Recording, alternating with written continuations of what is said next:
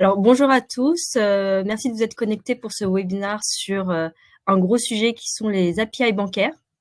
Alors, on a un super panel d'intervenants que je vais laisser se présenter. Alors, juste en quelques mots, alors moi, je suis Anne Ledreff. Je suis en charge de la filière banque au sein de Finance Innovation.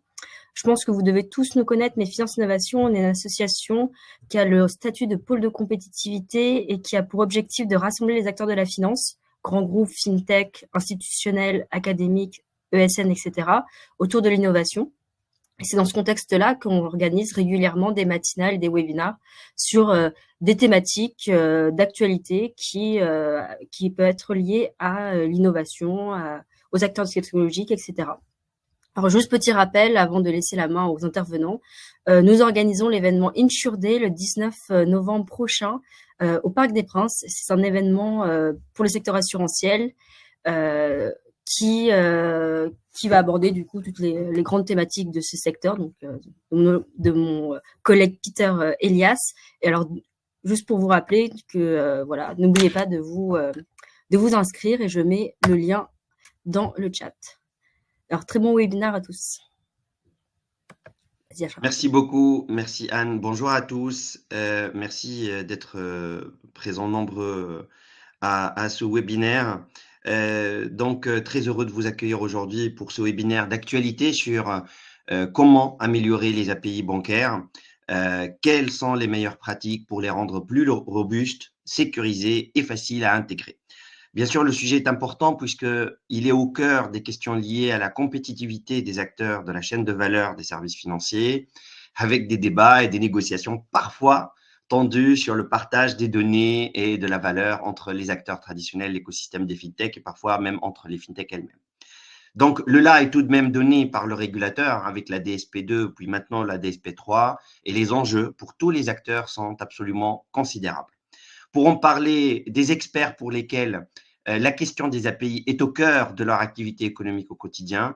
Nous avons le plaisir d'accueillir Jean-Daniel Guillot, CEO de MemoBank, Julien Bichon, directeur groupe API de BNP Paribas, Jacques-Olivier Schatz, CEO de Expolens, Woody Rousseau, CTO de Théodo FinTech et Alexis Roch, COO de Bridge. Je m'appelle Achraf Ayadi, je suis fondateur du cabinet de conseil Altavo Partners, qui est un cabinet spécialisé dans l'accompagnement des projets de transformation et d'innovation dans les banques et les fintechs. Un très grand merci à Finance Innovation pour l'opportunité qui m'a été donnée d'animer ce webinaire.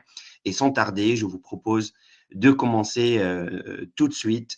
Je débuterai avec un premier tour de questions, avec une première présentation des intervenants et de leurs institutions. Je commencerai par Jean-Daniel. Jean-Daniel, CEO de MemoBank.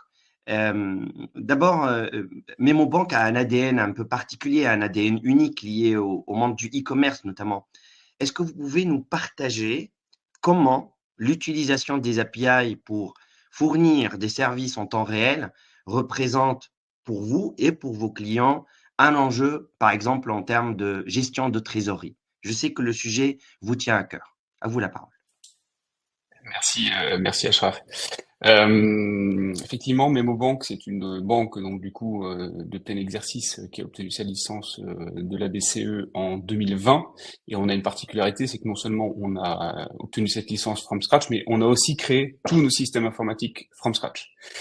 Et donc tout est fait en interne. Il y a absolument on n'a rien acheté sur étagère. On n'a pas utilisé des systèmes qu'on appelle core banking system existants. On a tout créé.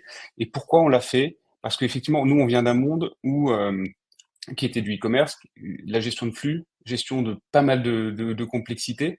Donc à l'époque chez Captain Train, où on gérait à la fois plein de PSP, des dizaines de milliers de paiements par jour, énormément de réconciliation à faire avec différents systèmes, que ce soit nos systèmes ou les systèmes des opérateurs ferroviaires ou bus.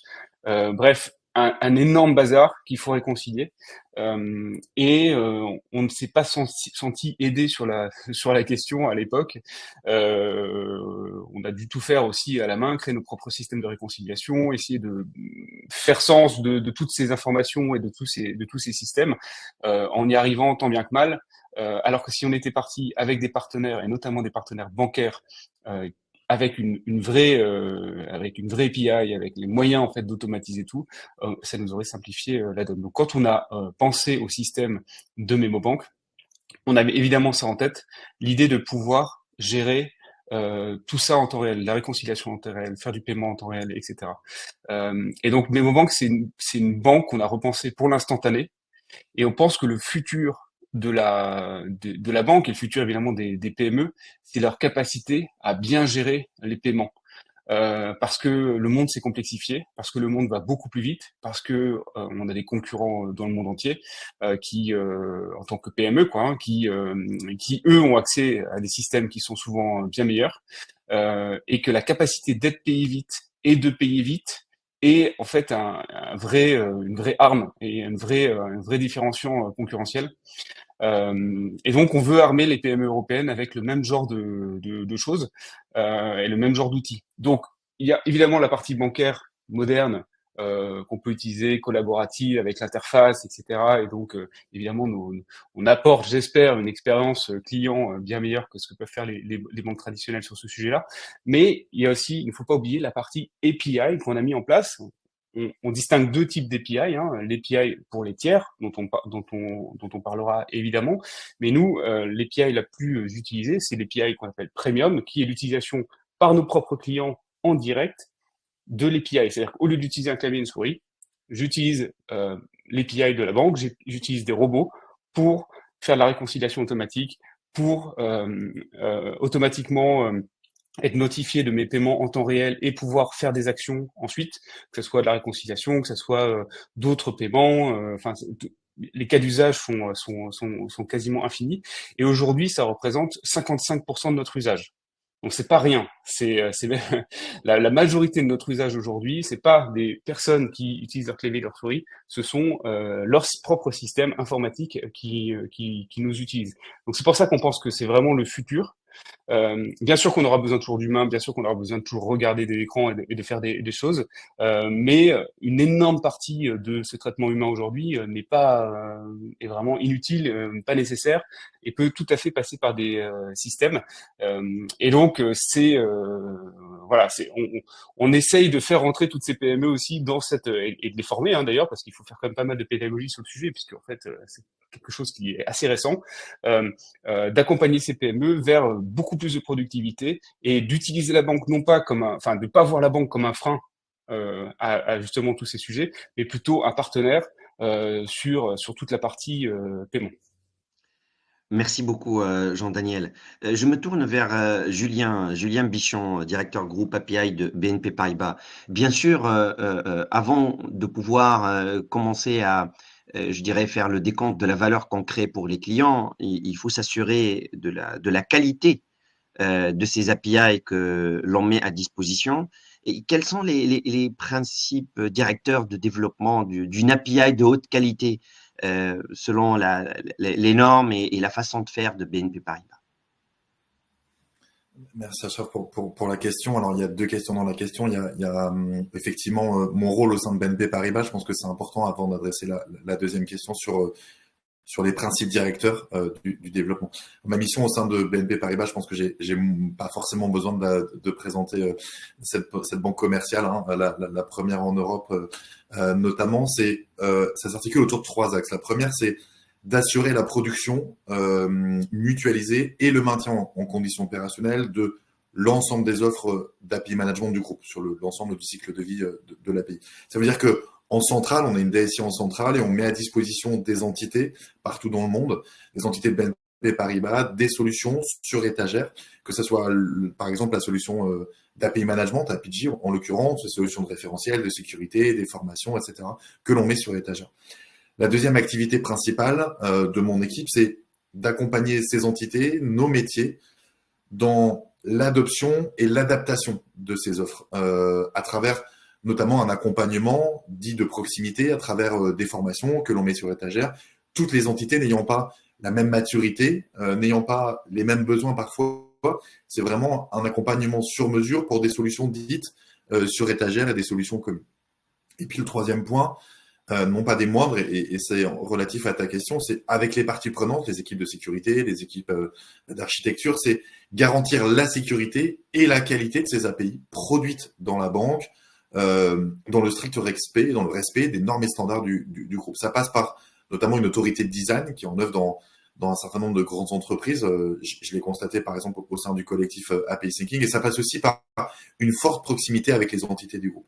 Et pour ce faire, pour ces 3 missions, on est entre 35 36 personnes selon les syndicats ou la police qui m'épaulent, bien plus qu'épaulés d'ailleurs au quotidien. Sur ta question, Ashraf, sur les principes directeurs de développement pour une API de haute qualité, de bonne qualité, moi je dirais qu'il faut regarder, il faut prendre de la hauteur sur le cycle de vie de l'API, sur les phases du cycle de vie d'une API. Et la première phase, c'est la phase d'idéation. Il ne faut pas se planter, il ne faut pas arriver trop tard sur l'APIisation. C'est la première phase, c'est l'idéation. Et là, on a le product manager qui est présent et qui va déterminer la proposition de valeur cible de l'API. Il va prendre en compte des besoins des consommateurs actuels, mais aussi futurs, donc potentiels, et quel que soit le consommateur, qu'il soit développeur, qu'il soit donc plutôt technique, qu'il soit partenaire, plutôt business, qu'il soit client final, peu importe le persona. Et donc, il ne faut pas voir l'API comme un simple moyen d'accéder à une donnée, un petit peu le monde d'avant, une API dite technique, une API interapplicative, comme un simple enabler technologique. Ça, c'était le temps d'avant. Maintenant, on est dans la vision API as a product, et donc c'est plus un simple bout de code informatique qu'on réutilise par un tiers, c'est vraiment une vision produit. Donc, pour développer pour moi une API de bonne qualité, il faut déjà avoir une vision d'ensemble, une vision API as a product. Et puis après, il y a, donc une fois qu'on a ce mindset, je dirais là, on a différents atouts dans notre manche pour améliorer la qualité, pour s'assurer d'une haute qualité. C'est une documentation complète pour les 2 personas que l'on a en termes de consommateurs de l'API. L'un avec une casquette plutôt business pour aider à comprendre à quoi sert l'API, c'est quoi son périmètre, c'est quoi son champ d'application, est-ce qu'il y a des restrictions d'usage ou pas. Par exemple, pour les API DSP2, il faut avoir l'agrément ACPR. Quel coût ça aura? Est-ce que c'est de la monétisation forfaitaire ou à l'usage? Et l'autre type de persona, c'est les développeurs. Et là, typiquement, chaque détail compte, y compris le nom des endpoints, qui est pensé pour le consommateur, la documentation des erreurs, etc. Donc la documentation, pour moi, c'est important sur les 2 prismes, business et technique. Après, il y a la gestion des versions et la rétrocompatibilité pour maintenir une fiabilité dans le temps. Il faut, à mon humble avis, laisser 6 mois à 2 versions la chance de cohabiter pour que le partenaire puisse mettre à jour lui aussi la consommation de cette API. L'API doit être testable via une sandbox, par exemple, disponible depuis un portail. Donc, ça veut dire 2 choses finalement. Ça veut dire qu'il faut un portail pour afficher cette API et avoir la documentation aussi des versions. Et il faut une sandbox dans ce portail pour éviter des échanges, notamment par mail, entre producteurs et consommateurs d'API. On se doit aussi d'avoir une API sécurisée. On en parlera tout à l'heure. Ça protège d'autant même davantage le producteur de l'API que le consommateur, mais le producteur de l'API doit permettre un accès à la seule donnée nécessaire et que cet accès ne devienne pas un tunnel d'entrée pour un éventuel hacker. Et puis, last but not least, et c'est quelque chose qui me tient à cœur particulièrement, c'est essayer d'intégrer des considérations éco-responsables dans la conception, dans le design, dans l'architecture, et encore aussi, c'est important, dans la consommation de cette API. Alors, dans la production, c'est décommissionner une API qui n'est pas utilisée. Donc déjà, faut monitorer cet usage-là, déployer l'API près des consommateurs, réduire le nombre de versions, avoir un catalogue unifié. Et puis en termes de consommation, c'est consommer la seule donnée au moment qu'on en a besoin, pas toutes les 5 minutes si on met à jour notre site web qu'une fois par jour. Voilà, cette éco-conception, cette éco-responsabilité, tant dans la conception que dans la consommation, reste importante pour tout ça mis bout à bout, avoir une API dite de qualité. Donc finalement, beaucoup de principes et de garde-fous et d'anticipation sur les cas d'usage et les écueils éventuels lors du cycle de vie de l'API. C'est là où je me tourne vers Jacques-Olivier Schatz, CIO de Xpolens. Moi, j'ai cru comprendre que vous êtes API native quelque part. Donc, quels sont les éléments différenciants qui vous permettent justement d'atteindre une forme de scalabilité optimale et de répondre aux exigences croissantes des consommateurs d'API? Parce que une fois la qualité est là, en fait, les consommateurs, ils vont tirer sur les API. Mais comment vous faites face à ces enjeux? Peut-être pour me présenter en une minute, Xpolens, nous, on est du banking as a service qui est, je dirais, on va essayer de dire le meilleur des deux mondes entre le grand groupe qui est BPCE et qui ressemble à celui de BNP et la fintech de Jean Daniel.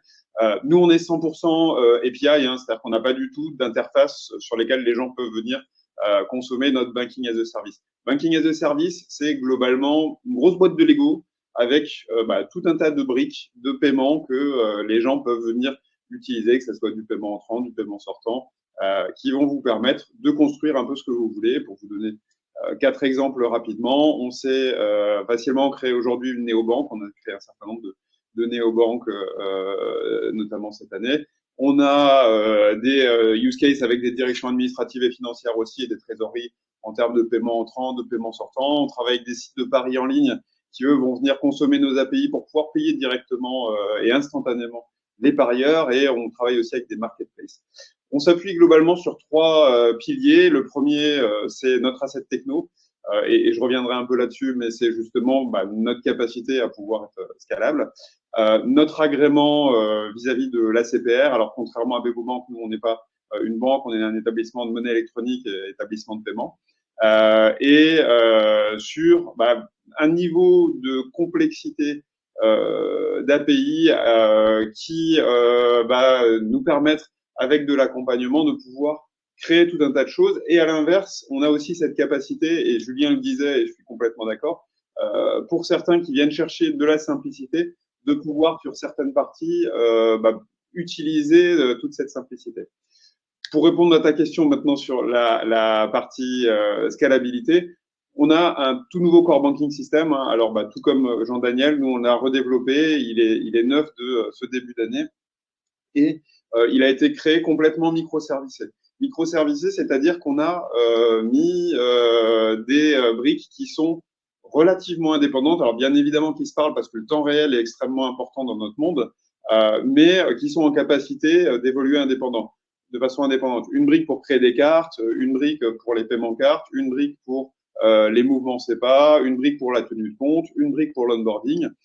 Nous, on va s'appuyer, alors on n'a pas tout développé en interne, on va s'appuyer sur certaines briques. Pour le KYC, par exemple, on va s'appuyer sur des spécialistes parce que on est loin d'avoir la capacité à tout faire, et on veut pas tout faire d'ailleurs. Nous, on veut être ce gros orchestrateur et d'aller chercher pour des briques de conformité, pour des briques de traitement d'alerte, pour des briques X, Y, Z par API des sociétés performantes. Ça, c'est c'est un des points importants, c'est de s'appuyer sur les forces des uns et des autres. Et aujourd'hui, l'environnement fintech, c'est vraiment cette force-là. C'est d'être cloud native aussi, d'être en capacité de scaler. Si demain on a besoin d'avoir 2 fois plus de capacité à pouvoir traiter, on a la capacité d'augmenter l'ensemble de nos ressources. Et ça, d'avoir créé des core banking systems qui sont en capacité de pouvoir aller chercher, et y compris sur toute la chaîne, parce que l'important quand on travaille dans l'univers des fintechs, c'est toute la chaîne et où se trouve le maillon faible. Quand on va faire des virements instantanés, un virement instantané, ça passe, ça remonte à State, ça va redescendre jusque dans les banques d'en face. Donc, c'est de s'assurer que tous nos partenaires sont aussi en capacité de pouvoir tenir ce nombre de virements instantanés aujourd'hui, parce que de plus en plus, il va y en avoir, et donc cette scalabilité est extrêmement importante. Après, derrière, pour terminer, je dirais que sur ce que disait Julien, le niveau de sécurité et de résilience est effectivement aussi extrêmement important. C'est-à-dire, aujourd'hui, alors bien évidemment, on est un grand groupe, donc on a aussi un certain nombre d'exigences qui s'imposent à nous en termes de sécurité, mais de s'assurer que on est en capacité aussi de tester notre résilience, de faire différents tests de panne pour dire tiens, s'il y a ça qui tombe, est-ce qu'on est toujours en capacité de servir correctement nos clients. Donc voilà, ça c'est un certain nombre d'éléments qui sont pour moi extrêmement importants pour pouvoir avoir de la scalabilité. Merci beaucoup, Jacques-Olivier. Je me tourne vers Woody Rousseau, CTO de Théodo FinTech. En fait, là, ça revient en récurrent dans dans ce que nous venons d'écouter. C'est qu'il faut qu'il y ait des conditions de confiance dans les API qui sont liées à la qualité, à la scalabilité, à un certain nombre de caractéristiques, des attentes des consommateurs, mais aussi des producteurs. Quelles sont les recommandations Théodo pour produire des API qui puissent répondre à ces attentes très très fortes de la part des acteurs et quel impact cela a-t-il sur le processus de développement? C'est vrai qu'il y a un niveau d'exigence qui augmente quand même un peu en continu depuis quelques années, à la fois pour des raisons réglementaires, mais aussi parce que l'usage commence à se développer. Pour me présenter rapidement, donc Woody Rousseau, je suis le CTO et le cofondateur de Théodo FinTech. On fait du développement d'applications FinTech sur mesure, donc des néobanques, beaucoup de plateformes d'octroi de crédit, des robo-advisors. On travaille avec des acteurs comme bancaires traditionnels comme BNP, mais aussi pour des FinTech comme Conto et notamment pour Stripe, ce qui nous a donné beaucoup de matière pour développer en fait une théorie de ce que nous on appelle une Stripe Level API. Et donc, nous, il y a 5 points principaux qui ressortent dans notre modèle quand on regarde une API et qu'on essaye de voir si elle est de qualité, comment on peut l'améliorer. Il y a un premier point qui est la simplicité.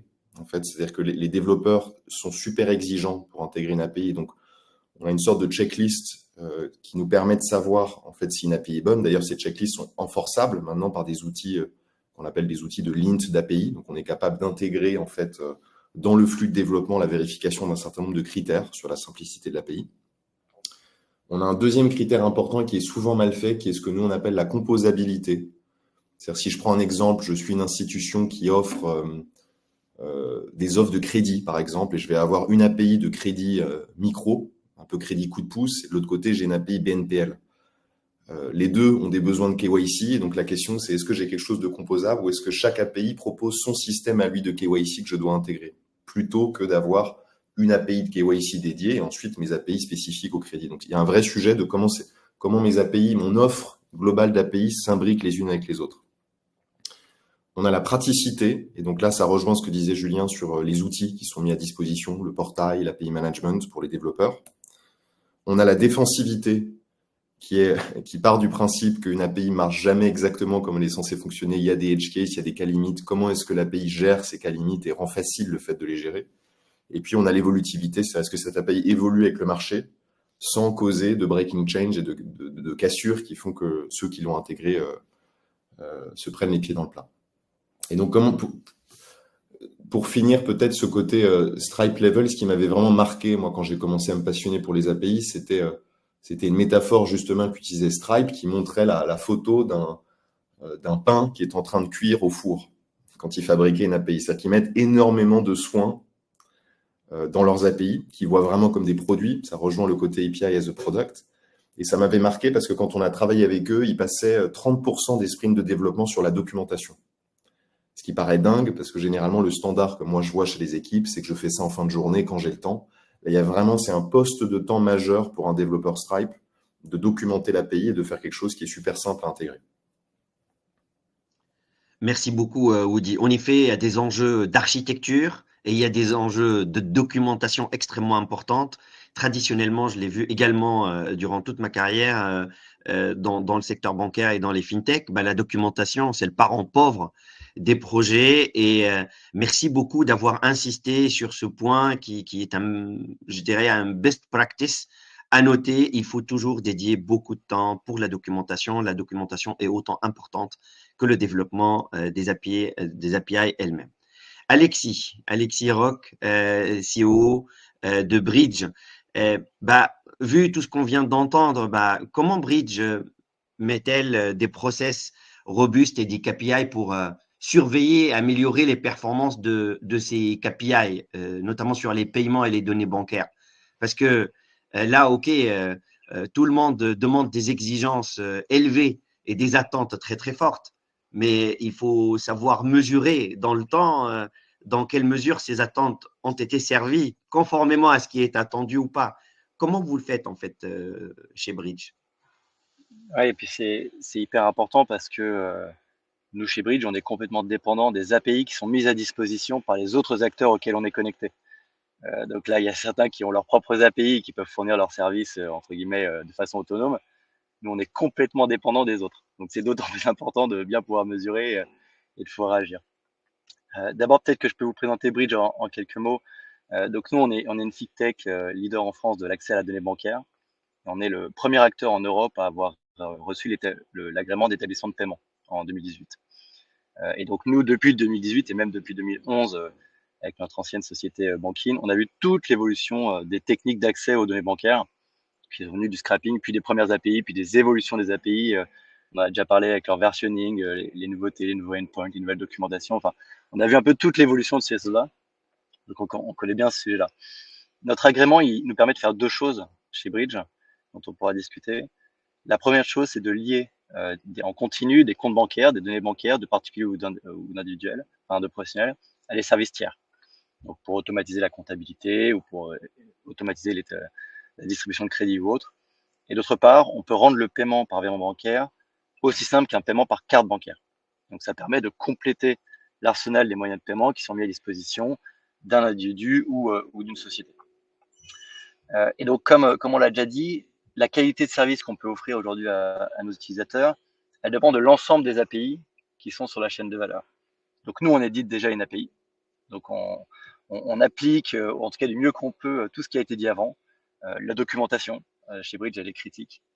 Donc ça, c'est hyper important. Le security by design, donc tout ce qui est défini, développé, les faits avec, en premier, concerne la sécurité. Et on mesure tout chez nous. Mais le système, il va être impacté par tous les petits défauts, tous les petits aléas qu'on a déjà évoqués de toutes les API qui vont être reliées les unes aux autres. Et nous, pour fournir un moyen de paiement ou pour fournir de la donnée bancaire, on est évidemment connecté aux API des différentes banques. Donc nous, on va dépendre de la performance et de la stabilité de chacune des API mises à disposition par chacune des différentes banques. Et donc, je vous assure qu'il y en a un petit paquet. Et donc, ce qu'on a fait chez Bridge, c'est que on essaie de tout monitorer. Donc, globalement, on va avoir de l'outillage qui nous permet de voir ça avec de l'alerting, du monitoring, des automatismes, évidemment. On a une couche humaine qui est très importante dans les deux sens. C'est-à-dire qu'on a une couche humaine qui est très importante auprès de nos clients, qui vont être les utilisateurs de notre solution et qui vont pouvoir nous remonter les problématiques, les efforts qui doivent être faits et comment on peut améliorer ça. Mais on a également établi les canaux de communication nécessaires avec tous nos partenaires, que ce soit les partenaires bancaires. Donc, on a, nous, des canaux de communication avec tous nos partenaires bancaires et à tous les niveaux, que ce soit dans les groupes de place, que ce soit au niveau des management ou que ce soit au niveau des équipes techniques. Et donc là, ça nous permet de voir comment améliorer les choses avec eux sur la base des outils de monitoring qu'on a mis en place. Donc ça, c'est très chouette parce que on peut améliorer en continu le système au global pour les utilisateurs finaux, mais ça fonctionne que en 1 pour 1. C'est-à-dire qu'on va discuter avec Jacques Olivier, avec qui on travaille beaucoup, de se dire tiens, comment est-ce qu'on peut améliorer ça? Tiens, ça, on voit qu'on pourrait aller encore plus loin, comment on fait? Et on améliore le système. On va aller discuter avec BNP, il peut dire tiens, là, on a un code erreur qui pourrait être peut-être plus explicite. On a du mal à voir comment on améliore les choses, comment on fait mieux. On va aller voir Jean-Daniel, il peut dire tiens, chez MemoBank, votre API est top, mais est-ce qu'on pourrait, pour le service qu'on offre à nos utilisateurs, aller plus loin? Ou on voit ça qui pourrait être amélioré, etc. Et puis on a déjà travaillé d'ailleurs avec Théodo également sur des sujets. Donc comme ça, la boucle est bouclée.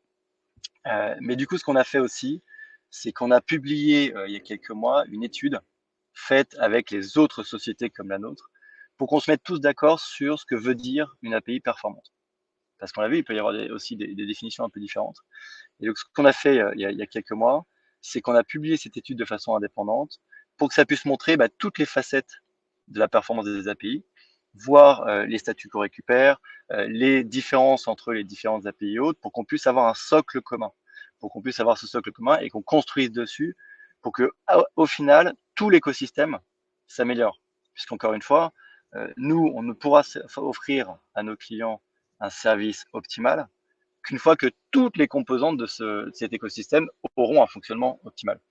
Et donc, nous, on a vraiment ce monitoring technique qui est mis en place, mais là aussi également cette énorme part de l'amélioration continue des API, qui est sur l'humain, la communication et le travail au niveau de l'équipe. Très bien, merci beaucoup Alexis. Donc en fait, là, ce que je suis en train de comprendre, c'est que en fait, on n'est pas tout à fait dans une compétition. On est dans la coopétition. C'est un peu de coopération tout en étant indépendants les uns des autres. Et la réussite des uns des autres est dépendante de la qualité des API fournis par les uns aux autres. Et donc, ça reste assez, je dirais, assez exotique, entre guillemets, un peu particulier comme façon de faire, notamment parce que nous avons des acteurs de nature différente. On a des acteurs de petite taille, des fintech, et nous avons aussi des institutions financières traditionnelles. Donc, c'est là où, en fait, la question plutôt à Julien. Et lorsque on voit cette situation de coopétition, ce n'est ni complètement de la compétition, ni complètement de la coopération au sens fusionnel, je dirais, des entités et des institutions indépendantes, mais avec l'importance croissante de la sécurité des données et de l'ouverture des systèmes d'information, notamment des systèmes d'information des banques, que le régulateur leur demande d'exposer plus de données, comment BNP Paribas équilibre-t-elle le besoin d'ouverture avec l'impératif de protéger ses données, les données de ses clients?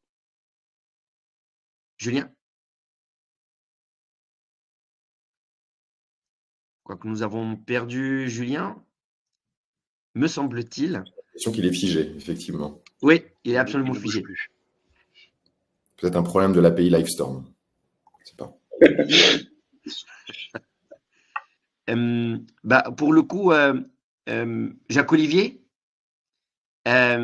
bon, donc il y a de nouveaux débats en fait sur l'utilisation des API standards versus des API sur mesure, ainsi que sur l'avenir des API low code, no code et leur consommation par les agents intelligents, les agents intelligence artificielle.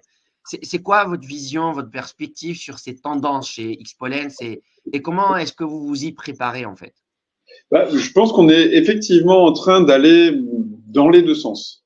Woody le disait tout à l'heure, hein, effectivement, une API, elle a de sens que si elle est simple, très bien documentée, facile à comprendre.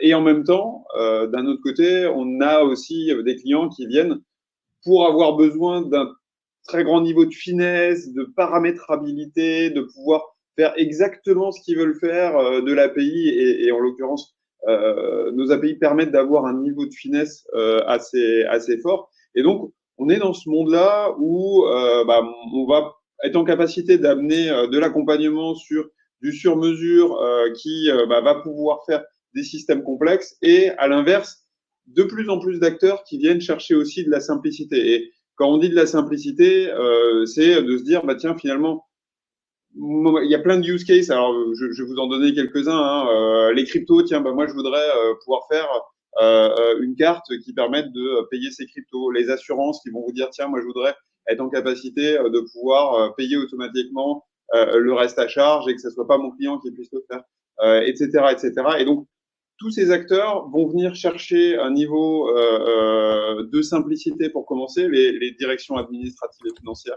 vont elles aussi vouloir aller chercher ce niveau de simplicité pour commencer, pour ensuite se dire, tiens, et les niveaux d'après, j'aimerais bien pouvoir rentrer aussi dans plus de complexité. Donc, pour moi, on va vers effectivement des capacités à démarrer potentiellement sur du low code, no code, pour pouvoir se dire, tiens, j'ai juste besoin d'un flux et de dire, je vais créer un IBAN virtuel, je vais pouvoir mettre l'IBAN virtuel sur ma facture et ça va me permettre de l'être automatiquement. Et ensuite, derrière, de dire, tiens, finalement, le trésorier a des niveaux un peu plus complexes. Finalement, il veut pouvoir mettre des règles automatiques, de dire, tiens, s'il se passe ça, alors tu vas pouvoir payer les factures qui sont dues à J, mais tu attends pour les factures qui sont dues à J+2, etc., pour pouvoir optimiser ta trésorerie. On va pouvoir monter ensuite sur des niveaux encore supérieurs de dire, effectivement, alors je ne sais pas si c'est une cible, mais en tout cas, d'utiliser du machine learning pour pouvoir dire, bah, tiens, finalement, tel métier, métier de la trésorerie par exemple, on va lui dire, bah, tiens, regarde les différents comportements et fais en sorte de pouvoir optimiser la trésorerie en payant des factures plutôt plus tard, en attendant d'avoir le cash qui arrive le jour J. Et comme on est dans des systèmes temps réel, on est en capacité de le détecter pour pouvoir faire les paiements directement la seconde d'après où tu as reçu le cash. Et donc, d'avoir pour moi ces deux niveaux et ces deux modes de fonctionnement, ça va être l'avenir, hein, clairement. La simplicité pour commencer, pour pouvoir avoir accès à plein de use cases. Et on se rend compte avec une boîte de Lego que les gens ont une inventivité qui est assez extraordinaire. Et moi, je trouve ça génial d'avoir des nouveaux business models en permanence où ils se disent, tiens, est-ce qu'on pourrait pas automatiser tel type de choses, etc. Et de l'autre côté, de se dire, qu'est-ce que ça veut dire à pousser jusqu'à l'IA et qu'est-ce que ça veut dire aussi en termes de sécurité, de conformité, parce que bien évidemment, nous, on a toujours nos obligations de nous assurer que les gens font pas de bêtises avec sur la partie GDPR, font pas de bêtises sur les sécurités. On a des obligations de lutte contre le financement du terrorisme, la fraude, le blanchiment, etc. Donc, d'arriver à intégrer tout ça dans des systèmes temps réel et qui sont potentiellement pilotés par des IA, c'est-à-dire de dire il n'y a plus du tout d'intervention humaine, hein, c'est ce qu'on disait tout à l'heure, hein, c'est ce que disait en introduction d'ailleurs Jean-Daniel, c'est le système, il doit être en capacité de pouvoir tout faire quasiment en se passant d'humain. Merci Jacques-Olivier. Julien, en fait, on se demandait comment une grande banque comme BNP Paribas trouvait l'équilibre entre cette nécessité d'ouvrir les données et de sécuriser en fait tous les mécanismes permettant de les communiquer. C'est quoi le point d'équilibre et comment vous le trouvez cet équilibre en fait? Ouais, on est toujours sur un équilibre quand on parle de sécurité. On essaye toujours d'avoir un temps d'avance sur ce qu'on appelle les hackers, évidemment, qui essayent de trouver une faille dans notre système d'information pour l'intégrer et y faire du mal. Donc globalement, déjà la sécurité pour moi c'est on le dit à la télé et c'est pas moi qui le dis, c'est l'affaire de tous, effectivement, tant le producteur que le consommateur déjà de l'API. Et puis la sécurité des API, ça date pas là de ces dernières années, ça date depuis les premières API des années 2000 que j'ai pas forcément trop connu en termes d'API. J'ai connu les années 2000 mais pas en termes d'API. Et puis les premières API externes, donc ouverts à l'extérieur. Et puis in fine les API DSP2 avec l'obligation pour les établissements bancaires européens d'ouvrir une partie de leur système d'information. Pour moi, la sécurité des API, elle est sur 3 axes. Qui permettent de garantir une sécurité justement de notre legacy. Parce qu'aujourd'hui, les premières, avant de juste revenir sur ces 3 axes, c'est que les premiers consommateurs de ces API aujourd'hui, c'est des applications, évidemment, alors que ce soit des fintechs ou d'autres banques. Demain, ça sera certainement une grande partie de l'IA. Donc, on se doit absolument de bien connaître aujourd'hui nos consommateurs et de bien sécuriser notre legacy. Les 3 axes, pour moi, la première partie, c'est avant de sécuriser, il faut connaître ce que l'on doit sécuriser. Quand vous fermez votre maison à clé ou vous fermez les volets de votre maison avant de partir en vacances pour longtemps, 2-3 semaines par exemple, vous faites le tour de toute votre maison pour vous assurer que tous les volets sont bien fermés, toutes les fenêtres sont fermées, etc. Là c'est un peu la même chose, c'est que dans le terme d'API, il faut connaître sa surface d'attaque, il faut connaître son legacy, connaître ses API pour ensuite les sécuriser. Si tu crois les connaître, mais qu'il y en a une partie que tu connais pas, voilà.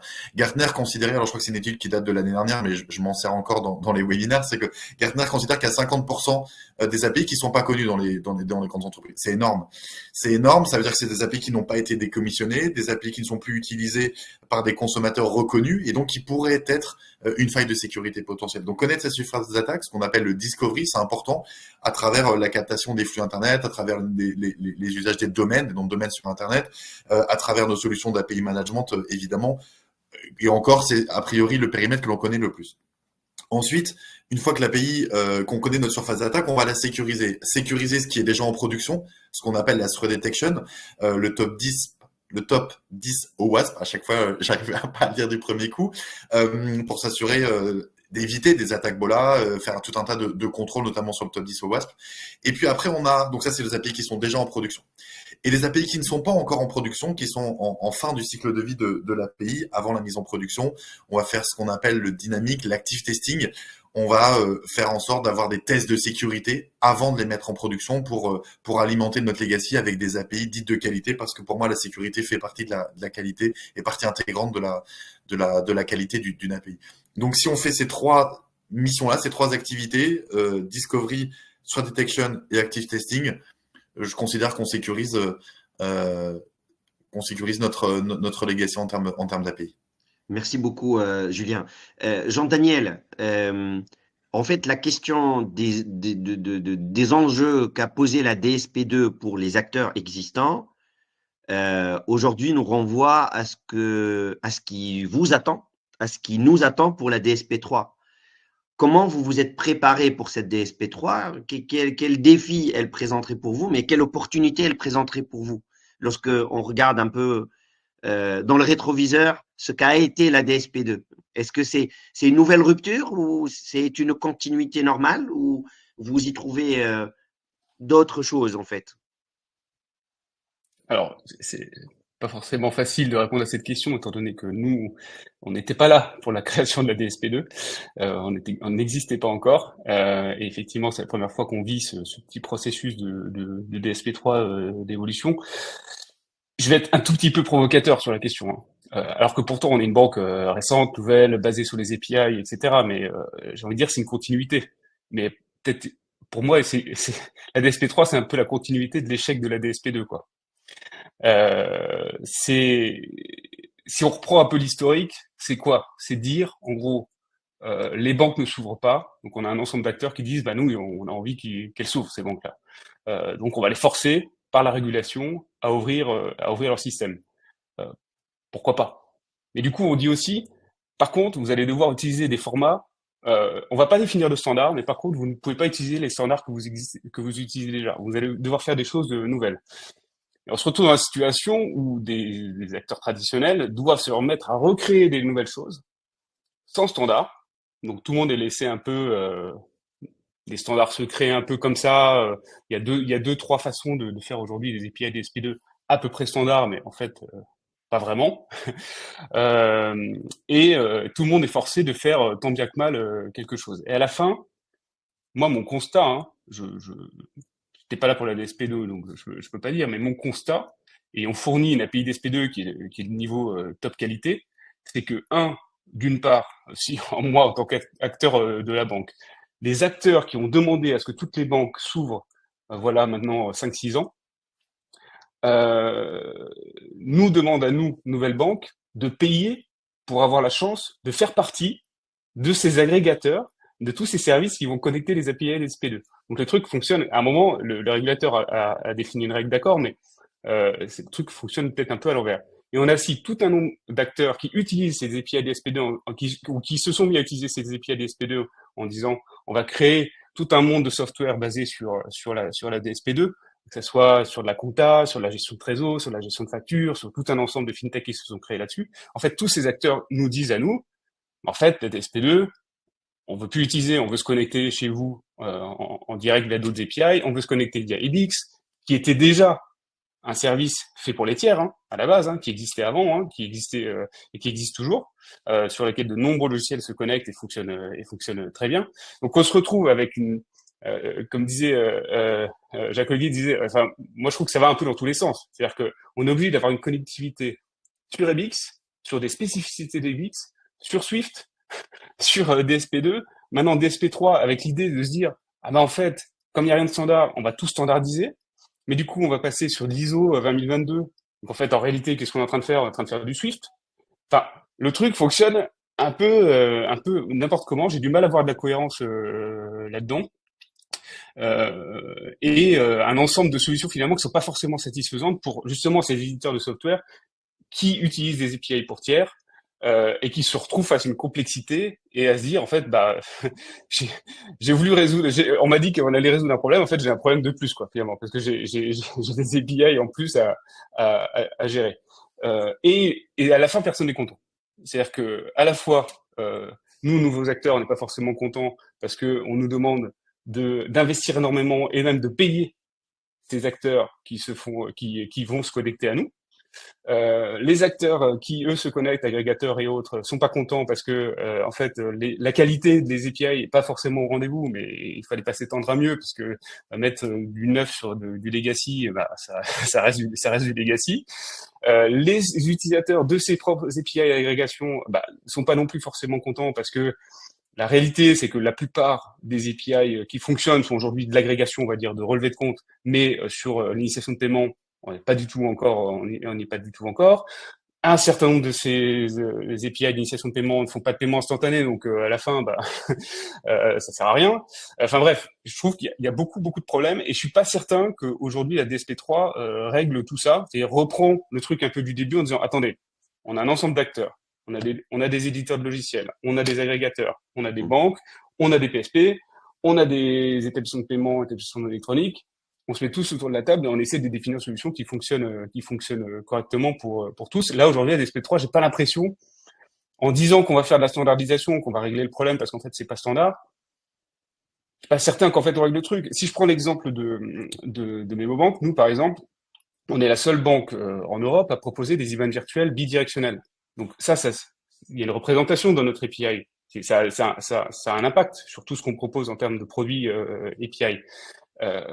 Comment voulez-vous que nous, qui sommes les seuls à proposer cette nouveauté, ça se représente dans un standard derrière à l'échelle européenne ou mondiale, sachant qu'en plus les standards de bancaires maintenant sont définis à l'échelle mondiale.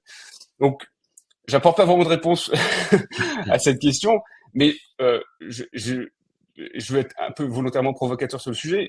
Je trouve que la DSP3 n'apporte pas tant que ça de solutions à la fin, et qu'on est plutôt dans une logique on va de plus en plus réguler le truc et se dire ce qui marche pas déjà, on va essayer de le régler tant que faire se peut, mais sans vraiment aller au fond du sujet et trouver vraiment les vraies solutions pour tous les acteurs de la chaîne. C'est surtout qu'elle apporte une amende, donc d'une certaine manière, elle force de manière un peu plus violente ce qui était déjà quelque part demandé à DSP2. Oui, en fait, ce que pointe Jean-Daniel, c'est l'accumulation des réglementations, peut-être à un rythme qui ne permet pas aux acteurs de s'adapter à la vitesse demandée, des calendriers assez serrés, des investissements dans la réglementation qui ne sont pas en face cohérents avec un ROI ou avec un partage de revenus plus clair, ou ça perturbe un peu le jeu des acteurs. Et puis, en effet, c'est vrai que le passage des formats Swift vers les formats ISO 20022 et même les formats locaux vers de l'ISO 20022, mais ça, on l'a vécu dans le CEPA depuis 2006-2007. Et maintenant, avec CBPR+, c'est vrai que les investissements sont colossaux pour pouvoir adapter les flux avec ces formats-là. Mais bien sûr, le régulateur, il veut souhaiter renforcer les contrôles anti-blanchiment, renforcer les contrôles anti-fraude, etc. Et donc, des données beaucoup plus structurées, beaucoup plus riches, était une demande très, très importante de régulateurs. C'est vrai que les acteurs en paient un peu le prix. Je m'adresse à Audi. Il y a des questions très intéressantes dans le chat.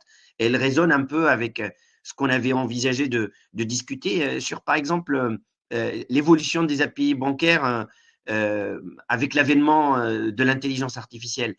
C'est quoi l'impact en fait? Est-ce qu'on pourrait imaginer qu'un agent intelligent irait créer une API par lui-même, initier des échanges avec un autre agent intelligent chez un autre acteur qui, lui, a développé de son côté, de manière plus ou moins autonome, la capacité de recevoir l'échange? Comment on peut entrevoir cet avenir? Alors, j'ai pas de boule de cristal, évidemment, mais effectivement, je pense que l'IA va de plus en plus s'intégrer dans les méthodes de développement des API. Je pense que il y a des outils comme GitHub Copilot qui vont aider les développeurs à coder des choses, dont des API. Il y a des outils un peu plus avancés maintenant comme Replit Agent où je vais prompter le concept d'une application ou d'une API et je vais voir le code apparaître à l'écran, etc. Donc, il y a des outils qui vont apparaître, mais je pense surtout que le changement principal, ça va être sur la consommation des API, c'est-à-dire qu'on va avoir de plus en plus, je pense, d'agents. Donc un agent, un multi-agent dans l'IA générative, ça va être une sorte de robot qui est capable soit d'appeler des LLM, donc d'appeler des chats GPT, mais aussi d'appeler des outils. Et parmi les outils, il y a les API. Et donc je pense que on va être capable de créer des robots qui sont capables d'aller récupérer, par exemple, via l'API de Bridge, les transactions bancaires, qui vont être capables de faire pas mal de use cases qui apportent de la valeur grâce aux API. Et ça, ce que ça va imposer, c'est que ça va standardiser la documentation. On a le format OpenAPI qui commence à être le standard vraiment qui est utilisé par toutes les institutions. OpenAPI a sorti une nouvelle spécification qui s'appelle Arazo, qui va même spécifier des workflows en fait d'API, c'est-à-dire des successions d'appels de différentes API pour arriver à ce que nous on appelle un job to be done, c'est-à-dire un résultat final. Parce qu'un développeur veut rarement appeler juste une API, il veut appeler généralement une succession d'API pour faire quelque chose. Et donc l'IA va, je pense, donner plus de traction à ces standards OpenAPI, à mon avis. Donc ça va nous aider sur ce chantier qu'on portait uniquement en tant qu'humain jusqu'à aujourd'hui. Donc, ça va aider à plus d'automatisation, à mettre en place une forme d'une séquence mieux maîtrisée d'un point de vue technique et d'un point de vue de l'exécution, du delivery, à la fois de la donnée d'un bout à l'autre. En tout cas, de standardisation, les fameuses checklists dont je parlais tout à l'heure, elles vont quelque part être renforcées parce que ça va devoir être complètement automatisé vu que ça doit être lu par en fait du code et pas uniquement par un humain qui peut interpréter, qui peut faire avec une documentation médiocre. Eh bien, là, on ne pourra plus se réfugier derrière ça. D'accord. J'ai vu la main tendue de Jean-Daniel, mais je voudrais d'abord passer à Alexis la parole. En fait, vu tout ce qu'on vient d'écouter, il y a une question de partage de la valeur dans l'écosystème des API. Moi, j'ai entendu l'exemple Bridge, Xpolens, Bridge, Mebobank, etc. Donc, Bridge elle porte bien son nom de pont entre plusieurs acteurs. Alors, cette question de partage de la valeur dans l'écosystème, notamment dans un environnement réglementé, mais comment est-ce que vous abordez, vous, la question de la distribution de la valeur parmi les différents acteurs de la chaîne auxquels vous connectez? Oui, d'abord, j'ai bien écouté ce qu'a dit Jean-Daniel et en fait, je suis hyper d'accord avec lui. Je pense que même si Membank n'était pas là à l'époque de la DSP2, je pense que vraiment une des difficultés majeures de la DSP2, en plus évidemment du travail colossal qui a dû être fait par les acteurs pour apporter une surcouche standard à laquelle peuvent se connecter les acteurs comme nous, c'est qu'en fait, il n'y avait pas de business model autour. Et que dans un écosystème, pour qu'il fonctionne, il faut que tout le monde ait quelque chose à gagner. Sinon, en effet, ce sont des coûts et personne n'a envie de dépenser des centaines de milliers d'euros, voire même des millions d'euros pour que d'autres viennent en profiter et développer des business là-dessus. C'est absolument normal. Donc, je pense que l'une des grosses difficultés qu'on a eues sur la DSP2, et nous, chez Bridge, on en a un bon exemple, on s'est connecté à l'ensemble des institutions bancaires. Certaines ont mis à disposition des API DSP2 avec plusieurs évolutions. Certaines ont des API privées auxquelles on va se connecter. Donc, typiquement, l'exemple de Memobank avec tous ses clients. Nous, on le fait avec d'autres banques et autres, d'aller se connecter directement à leurs API privées qui ne sont pas des API DSP2. Et puis, il y a certains établissements bancaires qui n'ont pas mis à disposition du tout d'API. Et donc là, on a des accès directs pour récupérer les informations. Donc, nous, on s'est adapté au fait qu'il y ait une hétérogénéité des moyens de connexion. Mais on voit bien que ça a complexité. Et donc, on était dans une phase de confrontation et pas vraiment de co-construction, justement, avec cette époque de la DSP2. Et je pense que il est absolument primordial que chacun ait quelque chose à y gagner pour qu'on arrive à la fin à avoir un résultat satisfaisant. Et on est aussi persuadé que même si techniquement, ce sont des travaux colossaux, on trouvera toujours des solutions techniques pour réussir à ce qu'à la fin, il y ait un système qui fonctionne si il y a un business model qui tient la route. Et donc, c'est vraiment de cette façon-là que nous, on aborde les choses chez Bridge. Et donc, l'exemple, typiquement, établissement bancaire ou Xpolens est un bon exemple, puisque avec Xpolens, on a un contrat de mise à disposition de leurs services via leurs API pour apporter plus de valeur à nos clients. Et nous, chez Bridge, ça doit faire, j'ai pas exactement la date à laquelle on a commencé à avoir ces discussions, mais ça fait peut-être 4 ans, 5 ans qu'on a amorcé les discussions avec les établissements bancaires pour que ces établissements bancaires nous mettent à disposition des API, entre guillemets, dites premium, pour lesquelles on pourrait payer. Et donc là, il y aurait un business model qui se mettrait en place pour avoir accès à d'autres types de comptes que les comptes courants, à plus de fonctionnalités que ce à quoi on a accès, puisque à la fin, une fois qu'un particulier ou un professionnel a accès à ses comptes courants dans un outil, il veut avoir accès à tous ses comptes. une fois qu'il est capable de faire une initiation de virement pour un paiement unique, il veut pouvoir faire du paiement par lot. Et puis, il peut pouvoir faire du paiement par lot avec des montants variables, à des dates variables, payer toutes ses factures en un clic, programmer le paiement de ses factures en un clic. Et donc, tout ça, ce sont des fonctionnalités supplémentaires. Et nous, si on veut pouvoir mettre à disposition de nos clients ces fonctionnalités supplémentaires, il faut que derrière, l'API bancaire nous les mette à disposition. Et ça sort complètement du cadre de la DSP2. Donc, la DSP2, la DSP3, c'est une évolution. Alors, de notre point de vue, c'est une bonne évolution, évidemment, mais ça ne fera pas les choses. Et donc, je pense qu'il faut qu'il y ait un business model. Et je crois que là-dedans, le régulateur, il a aussi une place importante à prendre. Et il doit servir de modérateur ou de rassembler tout le monde, parce que nous, on parle avec une banque, deux banques, un autre acteur, et c'est bien, mais on a des discussions un pour un. Donc, avant de trouver un modèle qui convienne à tous, qui puisse développer un écosystème complet, comme on en parlait tout à l'heure, ça mettra encore des années. Donc, le régulateur, je pense qu'il a un vrai rôle là-dedans pour prescrire, pour modérer, pour faire en sorte que, comme disait un peu Jean-Yves tout à l'heure, c'est tout le monde s'assoit à un moment autour de la table et dire bon, comment est-ce qu'on fait pour que tout le monde en sorte gagnant et que tout le monde ait quelque chose à y gagner. Il n'y a que comme ça, de notre avis, qu'on arrivera à vraiment développer l'écosystème. Merci beaucoup, Alexis. Rapidement, Jean-Daniel, un petit mot? Ouais, non, je voulais juste revenir sur la question de l'IA, qui évidemment est sur les lèvres de tout le monde. On a parlé effectivement de l'aide aux développeurs, donc ça, définitivement, c'est déjà le cas partout. Par contre, attention, un sujet quand même qui est extrêmement important du point de vue des banques, c'est le sujet de la responsabilité. C'est-à-dire qu'à un moment, nous, aujourd'hui, la loi interdit le fait de considérer que ce soit un robot qui utilise des API. Que ce soit une IA, un robot, n'importe quoi, même un bout de code que vous ayez fait, ça reste une personne qui fait des actions. Et donc le code appartient bien à quelqu'un et bien il tourne grâce à quelqu'un. Et c'est cette personne-là qui va être responsable de ces actions. Donc il y a quand même un point de vue, il y a un gros sujet juridique sur la question. Vous ne pourrez pas jamais dire ah bah oui mais l'IA a fait n'importe quoi donc remboursez-moi toutes mes bêtises. Non, ça reste quand même une responsabilité de la personne. Donc il faut juste faire attention à ce gros sujet juridique, notamment si vous êtes intégrateur ou autre. On peut le vendre, bien sûr. Ça se vend en ce moment. Par contre, il reste ce point juridique qui restera, à mon avis, dans les années à venir. Merci beaucoup, Jean-Daniel. Julien, un dernier mot? Pour corroborer les propos de Jean-Daniel, c'est un petit peu comme le pilotage automatique dans certaines voitures électriques, en fait. C'est qu'aujourd'hui, tu restes responsable en cas d'accident. Et peut-être dans les années à venir, ces aspects juridiques évolueront. L'avenir nous le dira. Et en tout cas, j'étais ravi de participer à ce webinaire. Nous aussi, Julien. Merci beaucoup. Jacques-Olivier, peut-être un dernier mot? Pareil, je suis assez aligné avec tout ce qui a été dit.